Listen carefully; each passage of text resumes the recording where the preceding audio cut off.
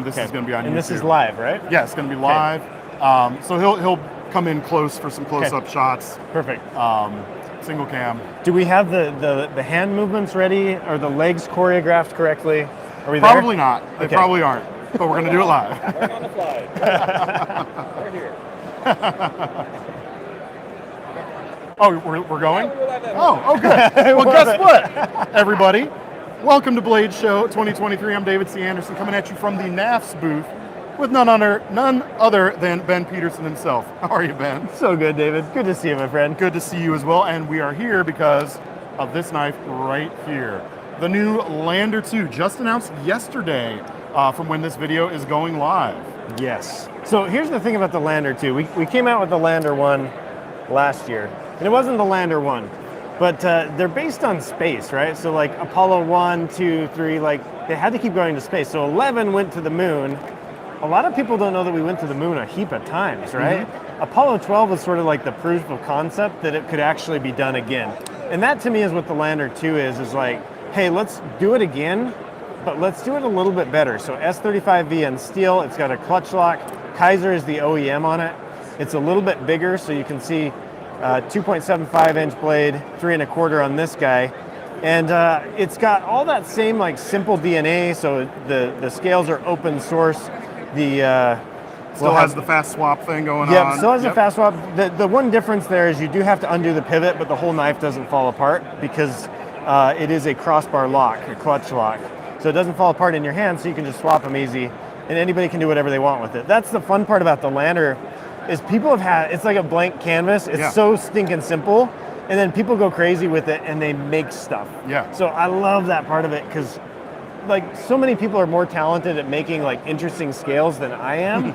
And so it opens that world to that entire community of DIYers and 3D printers and stuff. So it's fun. Well, and I gotta say, even if that's not your cup of tea, if you're just interested in what's right here in front of you, as a crossbar lock junkie myself, this is my favorite knife you've put out yet, I gotta say. Wow, thank you. Well, you know, it's got a great blade shape. You know, the 3 1/4 inch is super handy. You've got a good grind on it. The steel and materials are gonna be just what you need for a good EDC.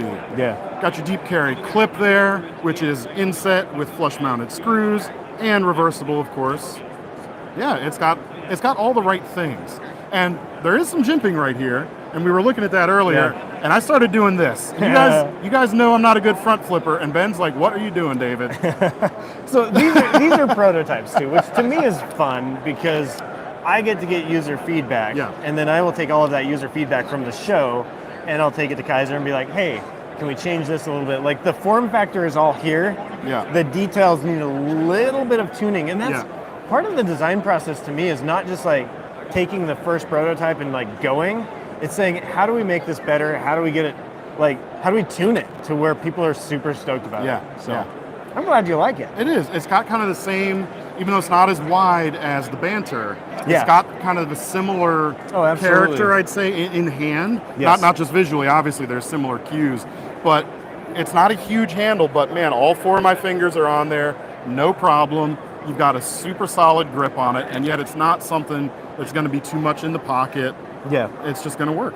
So one thing about the Banter that when I designed it, I guess I never really thought about this. It's kind of wide. So you get a broader leaf-shaped blade, but then it's like pretty wide in the handle. And when you stick that in your pocket, it actually takes up a decent amount of space when you put your fingers in. For a 3-inch knife especially. Yes, exactly. And so you'll kind of see like the Lander 1, Lander 2, it thins that up just a little bit. Let me overlay them on top. We'll get all the blue ones next to each other. Ta-da! But if you look at the profile, it's just a, I don't know, 1/8 of an inch there. But those little details make a difference in usability, right? Like, it sounds dumb, but like when I reach into the bottom of my pocket, I don't want the stuff in the top of my pocket getting in the way. And those are kind of the little details that I think the Lander is like the next iteration of. Like the Banter still has a place, love it to death. But at the same time, like, how do you keep improving on these ideas? Yeah. And what's the next thing? Exactly. Yeah. Very cool. So price on these are going to be available at the KnifeCenter. We're looking closer to the end of the year, though, for we're shooting for around mid-October is the target date, and then they'll be $130. So $129.99. Yes. Retail pricing.